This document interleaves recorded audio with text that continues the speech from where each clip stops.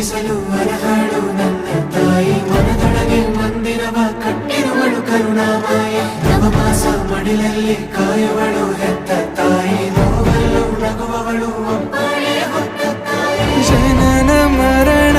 ಜಗದ ಸಂತೆ ಅದಕ್ಕೂ ಮೀರಿನಿ ಬೆಳೆದು ನಿಂತೆ ಕರುಣೆ ಸಹನೆಯ ಮೂರ್ತಿಯಂತೆ ದೇವರಿಗೂ ನೀ ಸ್ಫೂರ್ತಿಯಂತೆ ಅದೃಷ್ಟವು ನನ್ನ ಪಾಲಿಗೆ ನಿನ್ನ ಕಂದನು ನಾನಾಗಿ ಹೇ